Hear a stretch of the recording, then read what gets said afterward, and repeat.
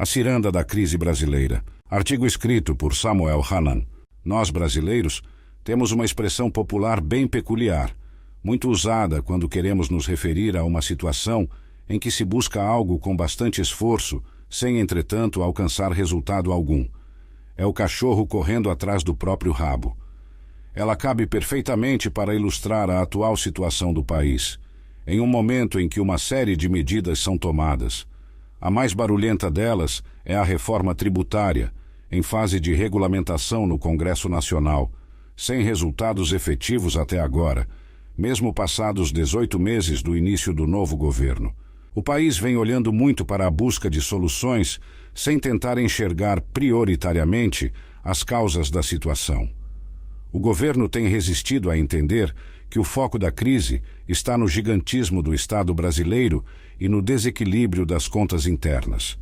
A máquina administrativa não para de crescer e, de há muito, as despesas primárias são maiores que as receitas.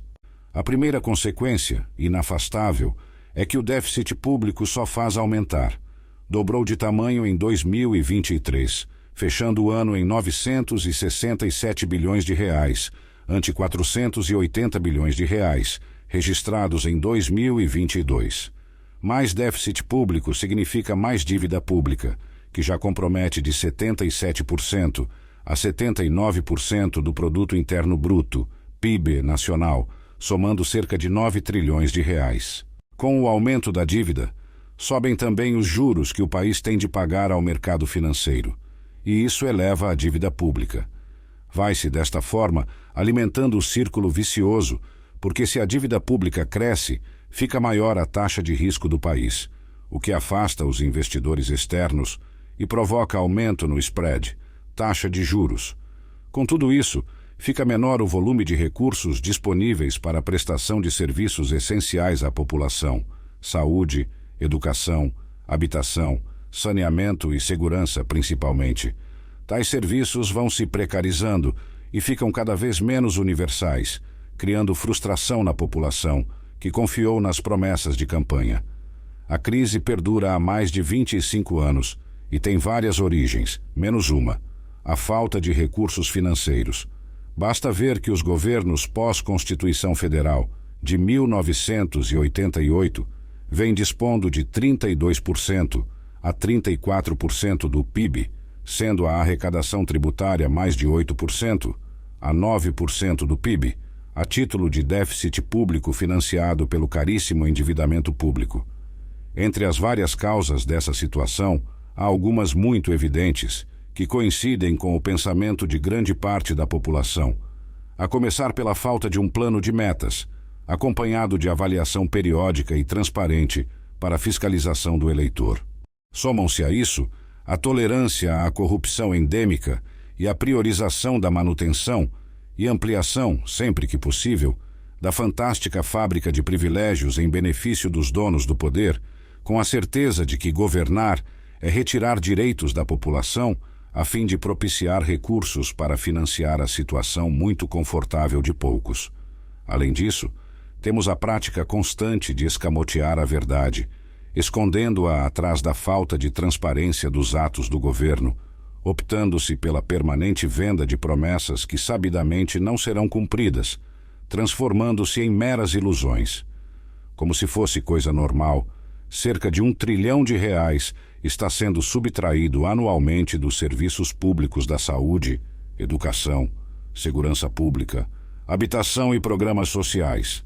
Um bom exemplo de como a coisa pública não é levada a sério, mesmo nos setores mais sensíveis à sociedade, é o Plano Nacional de Educação, criado pela Lei nº 13.005, de 2014, com 20 metas nunca cumpridas na integralidade e agora substituídas pelo novo PNE, de 2024. A meta 6 original previa que, até 2016, seria oferecido ensino em tempo integral em pelo menos 50% das escolas públicas, mas o censo mostrou que em 2022, apenas 6,9% das escolas contavam com esse avanço. Outro caso é a Meta 20, que previa ampliar o investimento público em educação pública, de forma a atingir, no mínimo, 7% do PIB até 2019 e 10% do PIB em 2024. Mera ilusão. Em 2023, o investimento em educação não passou de 5,5% do PIB, ficando, portanto, muito aquém da meta. A ciranda da crise segue girando e, diante do desgaste, o governo opta por criar narrativas, apontando vilões como os responsáveis pelos maus resultados, reeditando o discurso de heranças malditas, sem jamais realizar um mea-culpa. Parece haver uma necessidade incontrolável de seguir vendendo ilusões e, com isso, se acentua o distanciamento da verdade. É sempre possível, no entanto, transformar o círculo vicioso em virtuoso, possível e necessário, para que o país não siga patinando e reencontre o caminho do desenvolvimento, porque só assim a população poderá resgatar a esperança de uma vida mais digna. O ponto de inflexão, sem dúvida, é garantir mais transparência. É fundamental trabalhar com a verdade, enterrando-se de vez a prática de criação de narrativas, que ao final se revelarão estéreis com a evolução dos fatos. O Brasil reclama também um compromisso firme e inadiável de combate à corrupção, mal que nunca deixou de existir no país, deixando um rastro de enormes prejuízos aos cofres públicos. Sem o seu combate sério e efetivo, sempre reinará a impunidade e permanecerá a sensação de que o crime compensa, em uma perigosa sinalização às novas gerações, afastando da boa política as pessoas de bem. Porém, meros discursos não bastam. São necessárias mudanças legislativas para tornar imprescritíveis os crimes cometidos contra a administração pública, impor maior rigor à lei da ficha limpa e reduzir drasticamente o número de pessoas com foro por prerrogativa de função.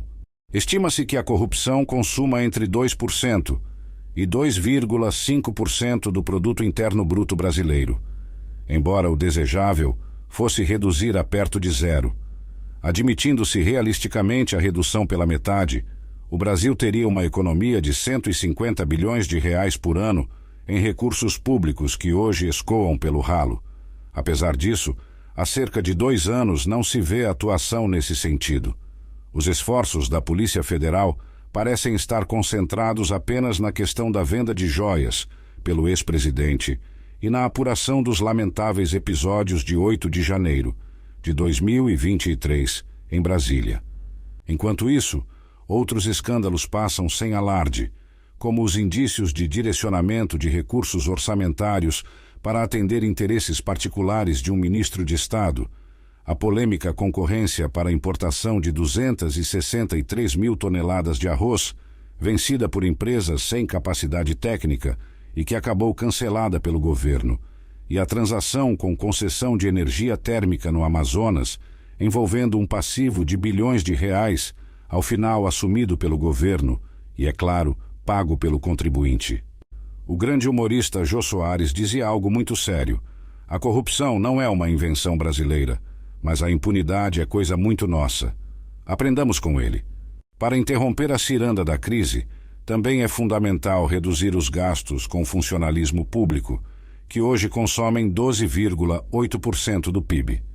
Um grande avanço seria limitar essa despesa a 9,8% do PIB, média registrada pelos 37 países da Organização para a Cooperação e Desenvolvimento Econômico, OCDE, o que poderia ser feito por meio da redução de privilégios e com os não concursados, gerando economia de 340 bilhões de reais por ano.